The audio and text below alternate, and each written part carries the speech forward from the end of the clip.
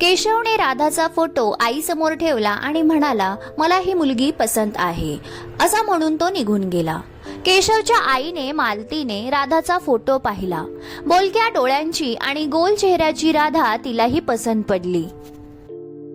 मुलाला मुलगी पसंत आहे म्हटल्यावर तिचा काहीच विरोध नव्हता.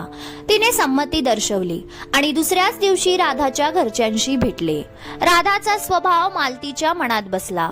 केशवने छानच मुलगी पसंत केली होती. सून म्हणून राधा घरी आली. नव्याचे 9 दिवस काही औरच होते. दोघेही हनीमूनवरून परत आले. संसाराला सुरुवात झाली.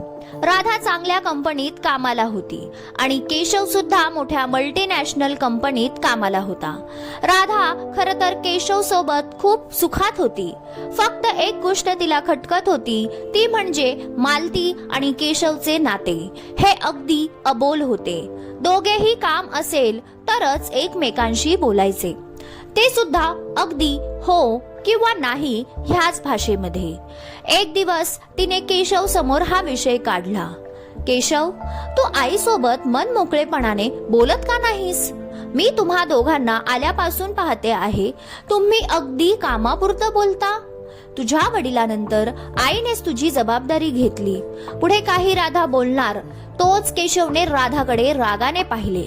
पहिल्यांदाच राधाकडे तो अशा नजरेने पाहत होता.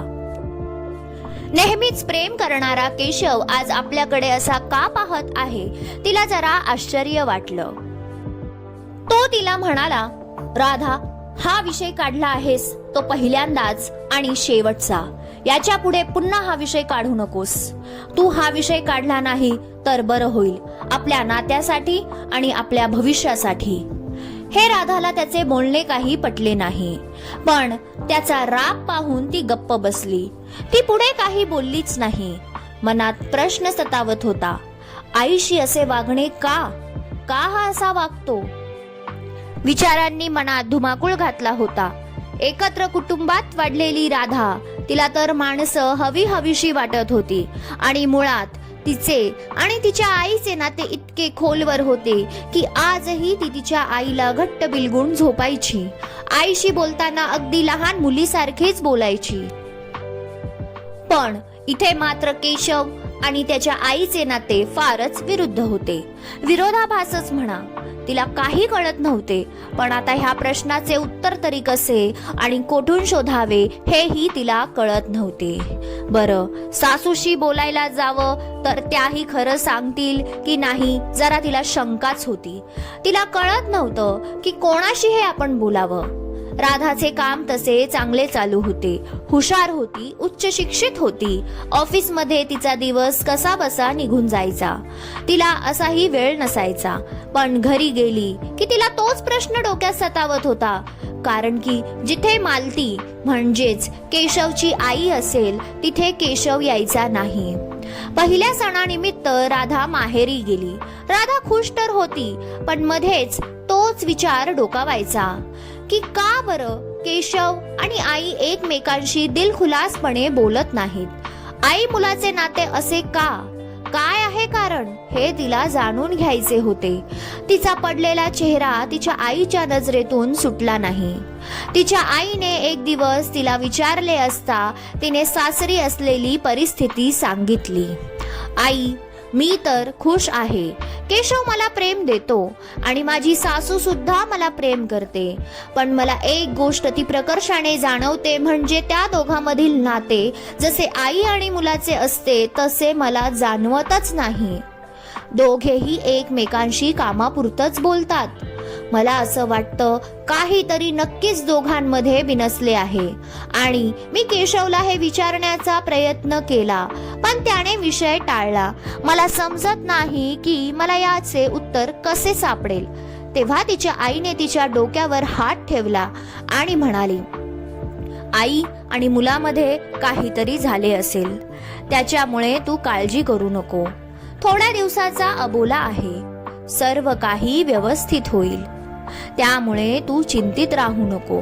शेवटी आई आणि मूल आहे, ते बोलतील पुन्हा एकमेकांशी. आईच्या बोलण्यामुळे तिला जरा बरं वाटलं. तिला धीर आला.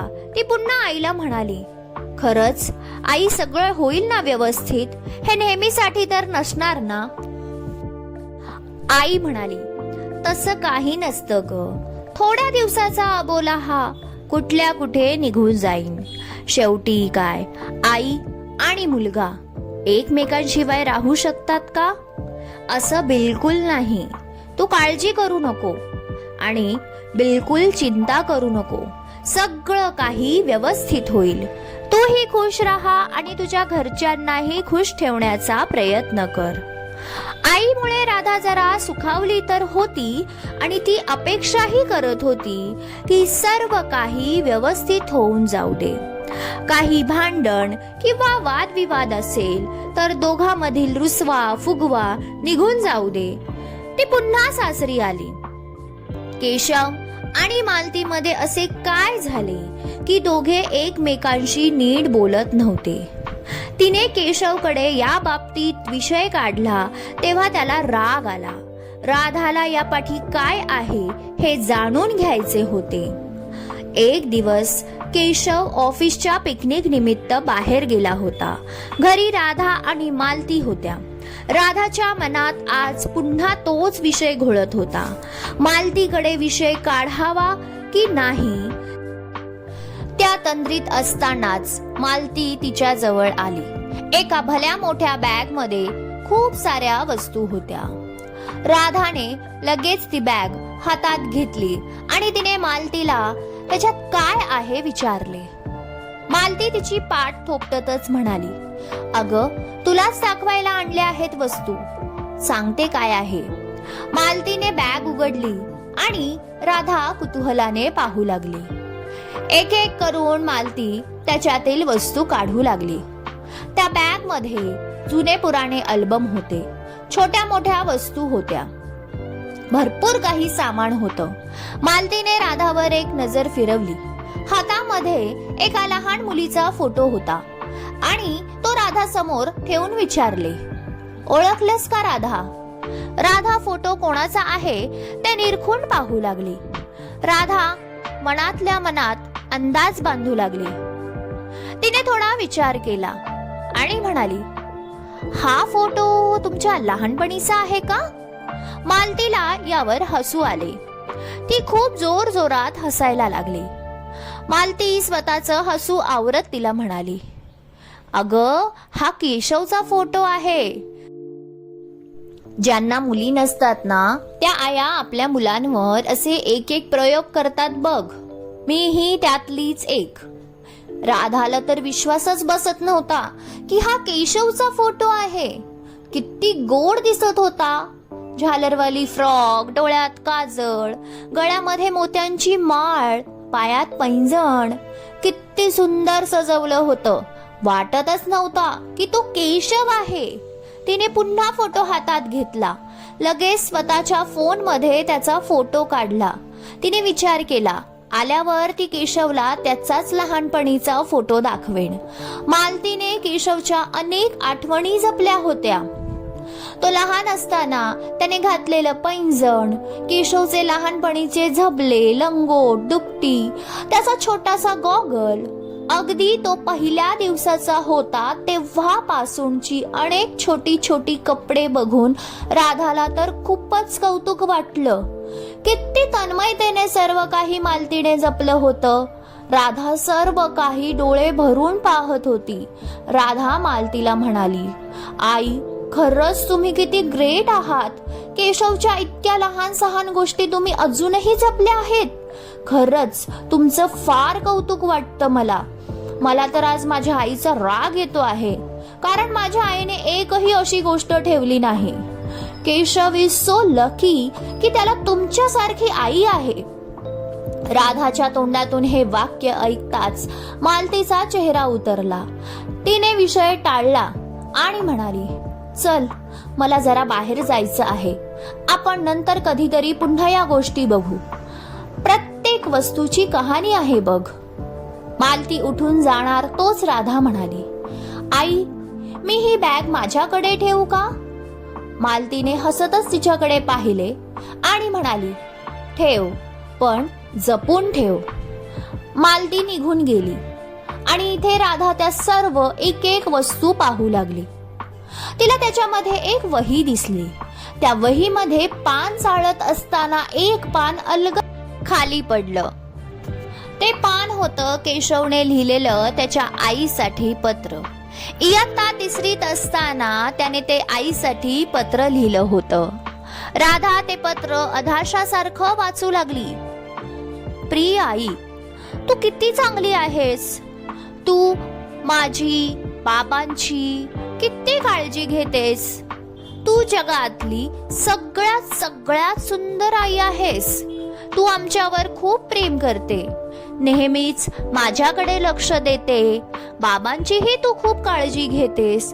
देवाने मला सर्वात सुंदर आई दिली आहे आणि मी देव बाप्पाचे रोजच त्यासाठी आभार मानतो. आई, मी तुझ्यावर खूप खूप प्रेम करतो. तू नेहमी माझ्या सोबत अशीच राहा. तुझा किशू. पत्र वाचले आणि राधाला तर आश्चर्य वाटलं. स्वतःच्या आईवर इतकं प्रेम करणारा केशव असा का बदलला. आईचे नाव काढलं तरी सुद्धा तो काही बोलत नाही. त्याला राग येतो. नक्की काय भानगड आहे. ज्या गोष्टीच्या विचारापासून अलिप्त होण्याचा प्रयत्न करत होती, आता तो विचार अजून पाय घट्ट रोवून तिच्या डोक्यात बसला होता. 2 दिवसानंतर केशव घरी आला. राधाने ती बॅग आवर्जून केशवला दाखवण्यासाठी ठेवली होती. कमीत कमी ती बॅग पाहिल्यावर त्याचा आईविषयी जो राग आहे तो निवळेल. आल्या आल्या केशवचे लक्ष त्या बॅगवर गेलं. ती बॅग पाहिली तशी तो रागाने लालबुंद झाला आणि म्हणाला, राधा, ही बॅग इथे कशी. राधा चेहऱ्यावर आलेला घाम पुसत म्हणाली, ते आईने मला.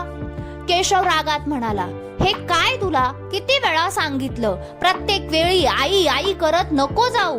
आधी उचल ती बॅग. माझ्या डोळ्यासमोर नको ठेवू. राधा म्हणाली, पण का. केशव किंचाळत म्हणाला, तुला म्हणालो ना, जे सांगतो ते गप्पपणे कर. ती बॅग आत्ताच्या आत्ता उचलून बाहेर ठेव. राधा म्हणाली, केशव. ती पुढे काही बोलणार तोच त्याने जळजळीत कटाक्ष तिच्यावर टाकला. राधाला तर अगदी रडू आले होते. तिने बॅग उचलून बाहेर हॉलमध्ये ठेवली. राधाला आता या सर्व गोष्टींचा मानसिक त्रास होऊ लागला होता. केशव आणि तिचे लव्ह मॅरेज असले तरी सुद्धा त्याने ह्या सर्व गोष्टी लपवल्या होत्या. हळूहळू एक एक गोष्ट तिच्या लक्षात येऊ लागली होती. कधी जर तिने आईचा विषय काढला तर तो प्रत्येक वेळी टाळत असे. काहीतरी बहाणा करून निघून जात असे.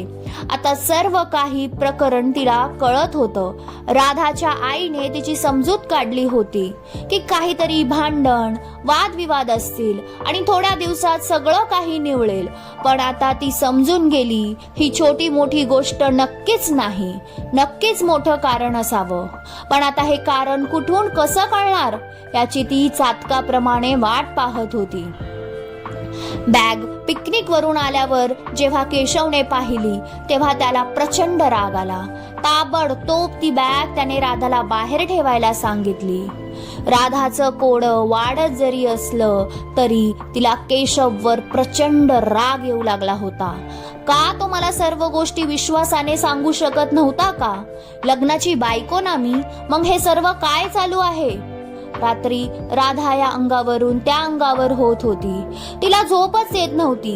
दिवसभर शरीर थकलं होतं आणि त्याहूनही मन विचार करून करून थकलं होतं.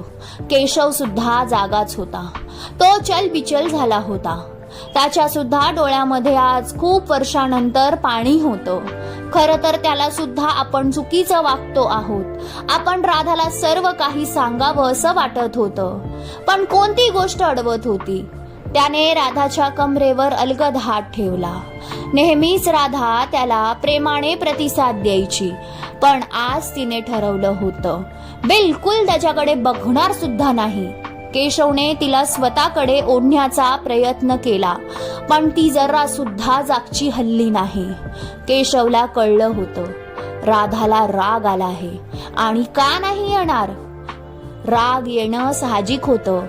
केशवला स्वतःची चूक आता समजली होती. आपण खरंच तिला खूपच झिडकारून बोललो. आपण असं वागायला नव्हतं पाहिजे. केशवने राधाला हाक दिली. राधा रागात होती. राधाने त्याला उत्तर दिलं नाही. थोड्या वेळानंतर राधाला पायापाशी काहीतरी हालचाल जाणवली. उठून तिने पाहिले तर केशव तिच्या पायाशी डोकं ठेवून होता आणि अक्षरशः तो ओक्साबोक्शी रडत होता. राधाला तर काही सुचेना. ती पटकन उठली.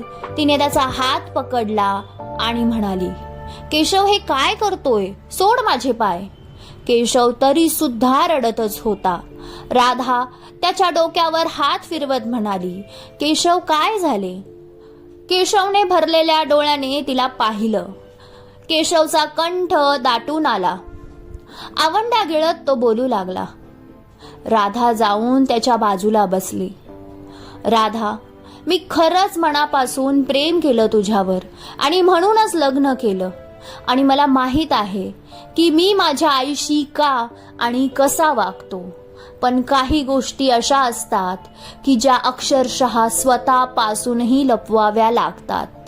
कितीही केल्या तरी त्या मान्य करू वाटत नाही. प्रत्येक वेळी मनाची समजूत घालता येत नाही. मनाविरुद्ध वागता येत नाही. त्याने हात पुढे केला आणि म्हणाला, मला तू एक वचन दे. पुन्हा पुन्हा या गोष्टी विचारणार नाही. मला नाही बोलायचं आईशी. त्याचं कारण काय हे तू कोणालाही विचारू नकोस. पण तू माझी साथ सोडू नको. तू मला माझ्या आयुष्यात हवी आहेस. मी तुला विनंती करतो, प्लीज पुन्हा पुन्हा तो विषय काढू नको. मला खरंच खूप त्रास होतो. मी तुझ्यासमोर हात जोडतो. राधाला आता काय बोलावं सुचेना. केशवचे ते रूप पाहून तिलाच गलबलून आलं. त्याचा तो रडावलेला चेहरा, त्याची ती अवस्था, त्याची आगतिकता खरंच सांगून जात होती की त्याला खरंच त्रास होतो आहे. राधाने त्याला वचन दिले, मी यापुढे तुला कधीच विचारणार नाही. दोघेही एकमेकांच्या मिठीत विसावले. दुसऱ्या दिवशी राधा ऑफिसला गेली. राहून राहून तिला कालचा रात्रीचा प्रसंग आठवत होता. केशवचा चेहरा सतत तिच्या डोळ्यासमोर येत होता. तिला इतकंच माहित होतं, आपल्यामुळे केशवला त्रास होऊ नये. आता काय घडलं असावं, काय कारण असावं, यापेक्षा तिला महत्वाचा केशव वाटत होता. तिने स्वतःच्या मनाची समजूत घातली. आता यापुढे हा विषय बंद. संध्याकाळी जेव्हा ती घरी आली तेव्हा मालती छान जेवण बनवत होती. घरभर सुगंध दरवळत होता. राधाने मालतीला विचारले, आई, आज तर अगदी घरभर सुगंध पसरला आहे. काय स्पेशल बनवत आहात? मालती म्हणाली, अगं खूप दिवस झाले पावभाजी बनवली नव्हती, म्हणून आज पावभाजीचा बेत केला. केशवला खूप आवडते. तुला सुद्धा आवडते ना? खूप आवडते. तितक्यात राधाला केशवचा फोन आला. हॅलो राधा, आज मी मित्रांसोबत बाहेर जेवायला जाणार आहे. घरी जेवणार नाही. राधाने मालतीला सांगितलं. मालतीचा चेहरा उतरला. कारण केशवलाही पावभाजी आवडते. त्याला आवडते म्हणून तिने बेत केला होता. पण आता तो येणार नाही हे कळल्यावर ती नाराज झाली. राधा फ्रेश होऊन बाहेर आली. हसत खेळत स्वयंपाक करणारी मालती आता सोफ्यावर जाऊन बसली. दोघी सासू सुना जेवायला बसल्या. मालतीने विषय काढला, राधा, बॅग मधलं सामान पाहिलंस का? हो आई, खूप छान वस्तू सांभाळून ठेवल्या तुम्ही. सगळं पाहिलं. मालती तिच्याशी बोलू लागली. राधा, गैरसमज करणार नसेल तर काही बोलू का? राधा म्हणाली, हो आई, बोला ना. मालती बोलू लागली. राधा, कधी कधी आयुष्यात किती विचित्र वळण येते. आपण आपली बाजू बरोबर जरी असली तरी पण काही कारणास्तव आपल्याला शांत बसावं लागतं आणि मग आपली जवळची माणसं आपल्या विरोधात जातात. किती विचित्र गोष्ट आहे ही. म्हणजे जी चूक आपण केली नाही, जो गुन्हा आपण केला नाही, त्याचे भोग आपण फक्त भोगत राहतो. राधाला पुसटशी कल्पना होती की ती कशाबद्दल बोलते आहे. मालती पुढे बोलू लागली. केशवचे वडील होते तेव्हा एक वेगळं जग होतं माझं. सुखी संसार केशवच्या वडिलांची सोबत. केशवचे बालपण आणि एक दिवस काळाने घात केला. केशवच्या वडिलांना कॅन्सर झाला. तुझे सासरे पहिलवानच होते बघ. त्यांना कॅन्सरने गिळंकृत केलं. त्यांनी माझी सोबत सोडली एका अशा प्रवासाला जिथे प्रत्येकाची वेळ ठरलेली असते. मला स्वप्नातही वाटलं नव्हतं की असे काही होईल. माझं तर पूर्ण आयुष्य एका वेगळ्याच वळणावर गेले. राधा कान लावून ऐकत होती. सासू डोळ्यातील पाणी टिपत बोलू लागली. आपली माणसं जेव्हा साथ सोडून जातात तेव्हा आयुष्यात एक मोठी पोकळी निर्माण होते आणि ती पोकळी कितीही काहीही कर ती कायम राहते. आजही त्यांची आठवण आली तरी पण मन तितकंच उदास बेचैन होतं. त्यांना तर कॅन्सर झाला, ते निघून गेले, पण त्यांचं जाणं, त्यांचं माझ्या आयुष्यात नसणं या गोष्टीमुळे मी प्रत्येक क्षण दुःख वेचत राहिले. राधा, तुला आल्यापासून एक प्रश्न पडला आहे ना की केशव आणि माझं नातं असं का? राधा चमकली. ती काही म्हणालीच नाही, पण तिचा चेहरा खूप काही सांगून गेला. मालती बोलू लागली.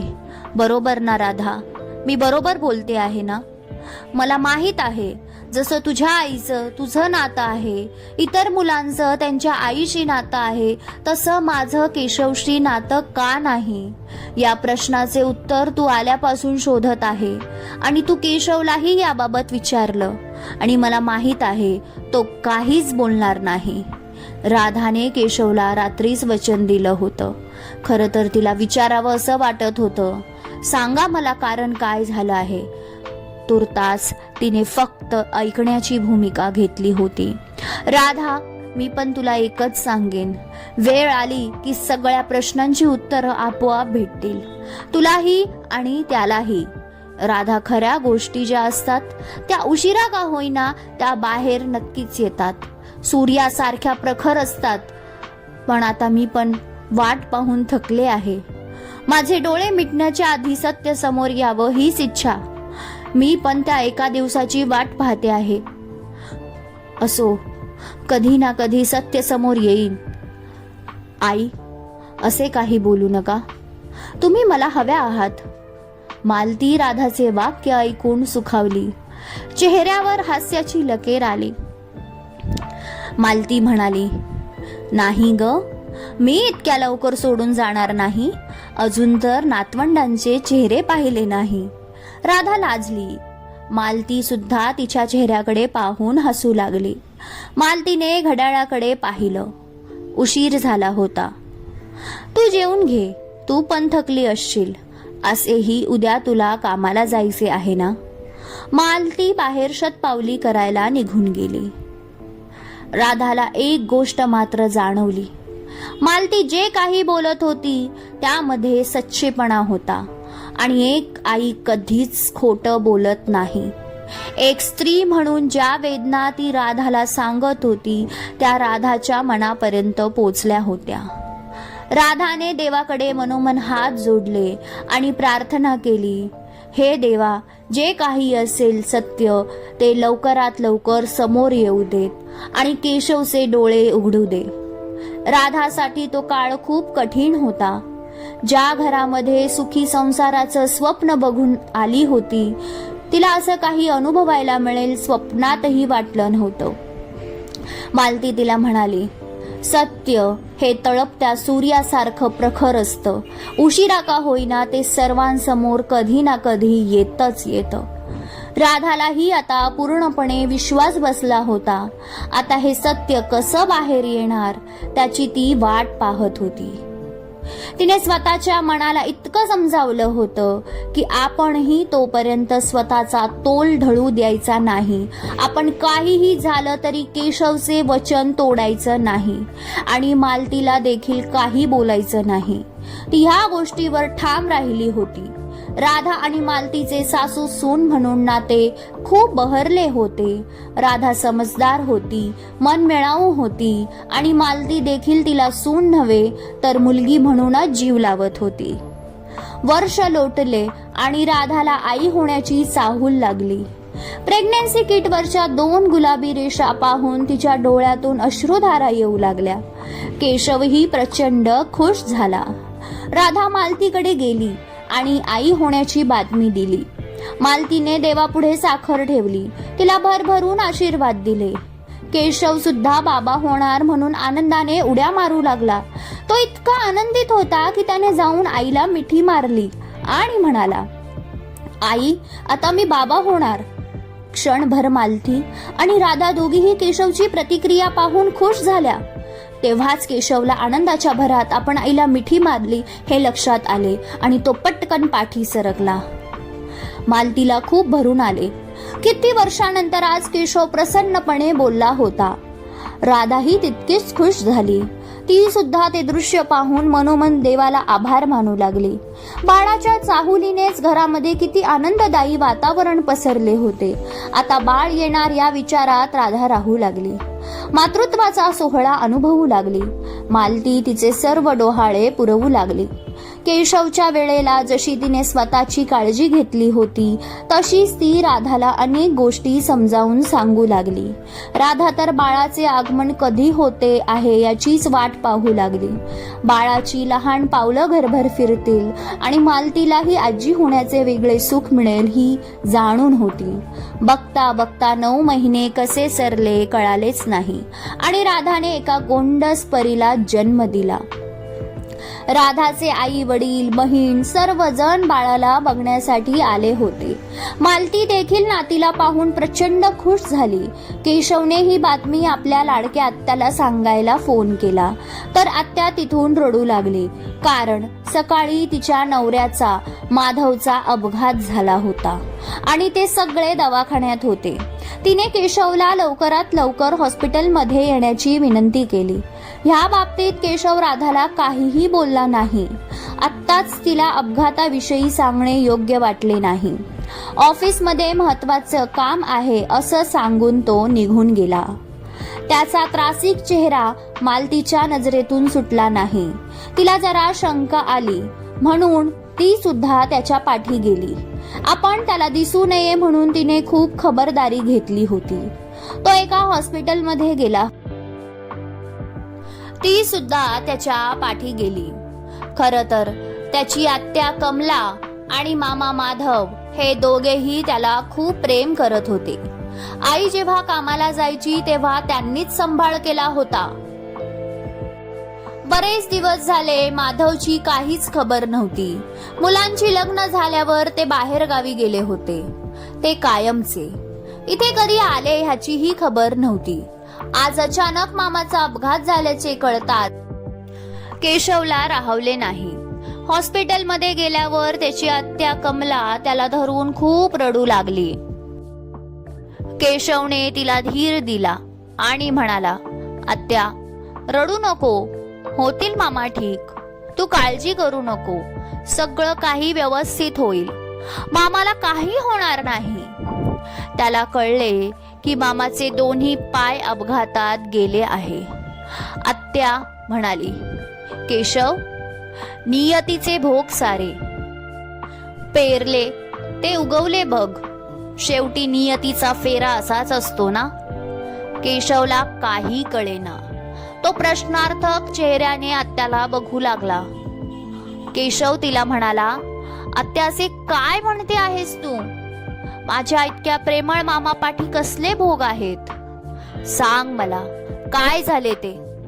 तितक्यात पाठवून मालतीही आली. लपून छपून त्या दोघांचं संभाषण ऐकत होती. केशव आणि कमलाला आपण दिसू नये याची तिने पूर्ण खबरदारी घेतली होती. ती लपूनच सर्व काही ऐकू लागली.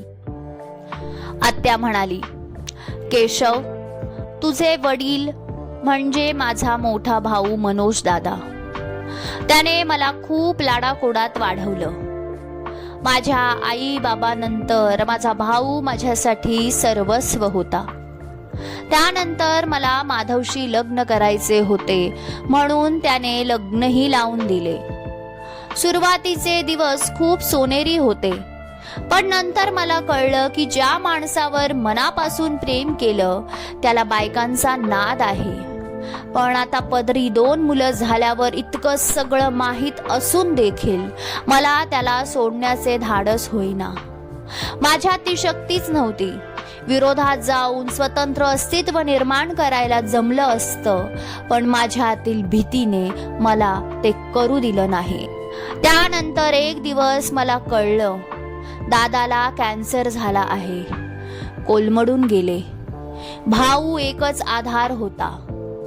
खरं प्रेम करणारा तो देखील आपल्याला सोडून जाणार ह्या भीतीने मी अजून गळून गेले. मानसिक त्रास झाला. ती वाईट वेळ आली आणि माझा भाऊ गेला. वहिनीची अवस्था बघवेना. नोकरी करून तुझा सांभाळ तिला करणं कठीण जाईल म्हणून मी तुला माझ्याकडे ठेवले. तुझ्या मामाची नजर ही फार वाईट होती. माझा दादा गेला आणि माझ्या वहिनीवर माझाच नवरा वाईट नजर ठेवून होता. मला प्रचंड त्रास होऊ लागला. अगदी मला वेड्याचे झटके येऊ लागले. मला काही कळेना. त्या माणसाने तुझ्या मनात तुझ्या आईविषयी नको नको ते गैरसमज निर्माण केले. वहिनीने खरं तर तुला सर्व सांगण्याचा नेहमीच प्रयत्न केला, पण तू कधीच ऐकलं नाही.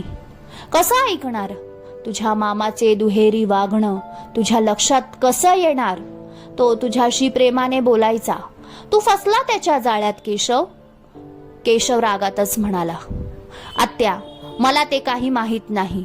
जे मी माझ्या डोळ्याने पाहिलं ते कधीच विसरू शकत नाही. आई चुकीचं वागली.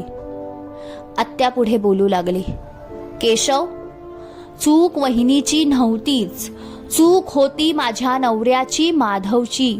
त्यानेच तुझ्या डोळ्यावर आईविषयी इतक्या तिरस्काराचे जाळे पसरले. त्या माणसाची वृत्ती किती वाईट होती ते फक्त आणि फक्त मला माहित होतं. त्याने तुझ्या मनात वहिनीविषयी इतका द्वेष, इतका राग भरला की तुला सत्य काय आहे ह्याची पडताळणी करायची गरज भासली नाही. तुझ्याशी गोडी गुलाबीने वागत राहिला आणि तुझ्याच आईविषयी सदोदित कान भरत राहिला. तुझ्या आईला तुझ्यासाठी वेळ नाही. तुझी आई कामासाठी नाही तर तिथे परक्या पुरुषांसोबत थट्टा मस्करी गप्पा करायला जाते, असे नाना आरोप केले. त्याने मला सुद्धा मानसिक त्रास दिला. तुला असं वाटत असेल मी हे सर्व आज का बोलते आहे? केशव, हे धाडस मी खूप आधीच करायला पाहिजे होतं. आतापर्यंत शांतपणे सर्व ऐकून घेणारी मालती, तिचे डोळे पाण्याने डबडबले. भूतकाळ जसाच्या तसा आज उभा राहिला. माधव एक वाईट व्यक्ती होता. अगदी त्याने तिच्यावर जबरदस्ती करण्याचा प्रयत्न केला होता.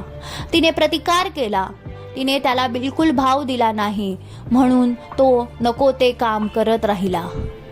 त्याला एक असुरी आनंद मिळत राहिला, तोच आनंद जो त्याला नंतर महागात पडला. केशव आत्याला म्हणाला, आत्या, मग तू मला हे सर्व आधी का नाही सांगितलं?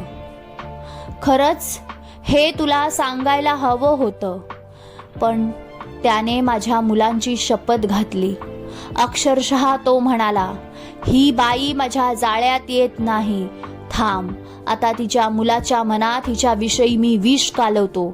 बघच तिची अवस्था काय करतो. तिचा मुलगा आयुष्यभर बोलणार नाही असंच काहीसं करतो. आणि त्यावेळी मी प्रचंड भडकले. मी म्हणाले, हे असे मी काही होऊ देणार नाही. मी आत्ताच्या आत्ता जाऊन वहिनीला सांगते. तो म्हणाला, तुला तुझ्या दोन्ही मुलांची शपथ आहे. यातलं एक जरी तू काही बोलशील तर याद राख, गाठ माझ्याशी आहे. कमला रडू लागले. केशवच्या पायाखालची जमीन सरकली होती. बाप रे, आईविषयी नको ते विचार आपण आजवर करत राहिलो. ज्या मामाला आपण वडिलांचे स्थान दिले त्याच मामाने असे करावे? आत्या पण तो रमेश? मालती तडक केशवच्या समोर आली. तिला पाहून दोघेही चकित झाले. मालती बोलू लागले, मी सांगते त्या रमेशचं प्रकरण काय होतं. मी एक दिवस माझ्या रूममध्ये होते. अचानक रमेश आला आणि त्याने नवीन घर घेतलं म्हणून मला मिठाई दिली आणि ती मी मिठाई खाल्ली. मला कधी झोप लागली ते कळलं नाही आणि तो रमेश तुझ्या मामाच्या सांगण्यावरून माझ्या बाजूला झोपला. आणि जेव्हा तू आलास तेव्हा तुला खूप मोठा गैरसमज झाला, जो जाणून बुजून निर्माण करण्यात आला होता. आणि त्याच गैरसमजामुळे तू माझ्याशी बोलला नाही. मी तुला खूप समजावण्याचा प्रयत्न केला. तुझ्या मनात माझ्यासाठी तिरस्कार, घृणा पाहून मी खचून गेले. नवरा गमावल्याचे दुःख मोठं होतं. तुला बघून सावरावं म्हटलं तर तुझ्या नजरेत मी चारित्र्यही नाही होती. तिने डोळ्यातील पाणी पुसले. केशव, मी ह्याच दिवसाची वाट पाहत होती.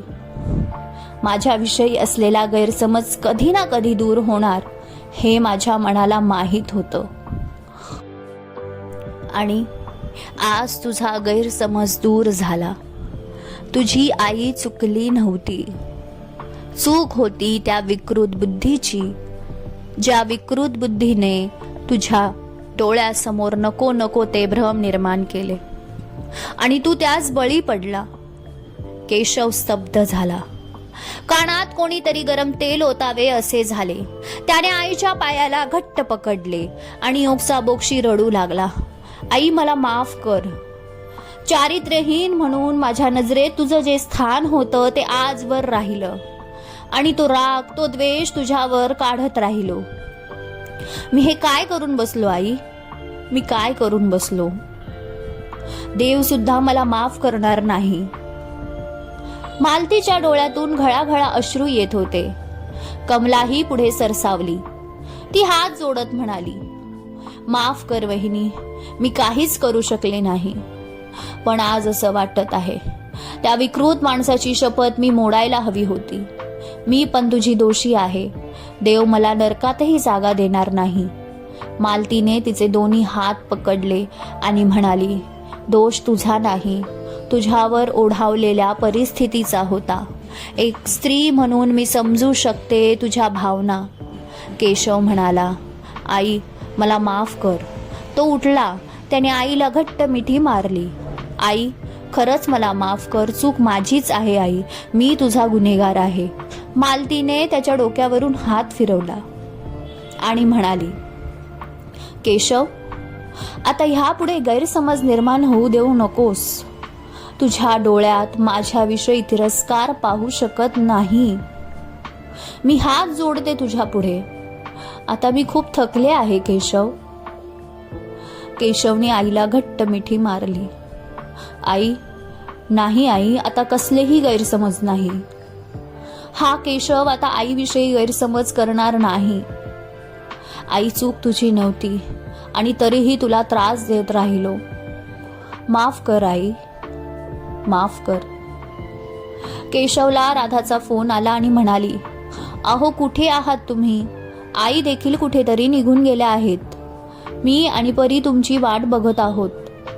केशव म्हणाला, आई माझ्यासोबतच आहे. मी आणि आई लवकरच येऊ तुला आणि परीला भेटायला. राधा सुखावली. केशवने आज पहिल्यांदाच आईचे नाव प्रेमाने घेतले होते. ती परीकडे पाहत म्हणाली, परी, तुझे आभार ग. तुझ्या येण्याने तुझे बाबा आणि आजीमधील अंतर संपलं. परी गोड हसली. केशवने आईचा हात घट्ट पकडला आणि परीच्या भेटीसाठी आई आणि केशव दोघेही खुशीने निघाले. समाप्त. राधाची परी लक्ष्मी ज्या पावलाने आली त्या पावलाने सुख समृद्धी आणली. मुलात आणि आईमध्ये जे संवाद संपले होते, नातं संपुष्टात आलं होतं, त्याच्यातील गैरसमज दूर होऊन एक जुन्या नात्याचा नव्याने शुभारंभ झाला होता. कथालेखन आणि अभिवाचन अश्विनी कुणाल ओगले. लिखाण करायला तेव्हाच बरं वाटतं जेव्हा वाचक प्रतिसाद देतात. तुमच्या कमेंटची मी जरूर वाट पाहीन. जर तुम्हाला कथा आवडली असेल तर एक लाईक आणि शेअर जरूर करा. आणि असेच लेख, अशाच कथा वाचण्यासाठी आपल्या चॅनलला सबस्क्राईब करायला विसरू नका. लवकरच भेटू नवीन कथेसह. धन्यवाद.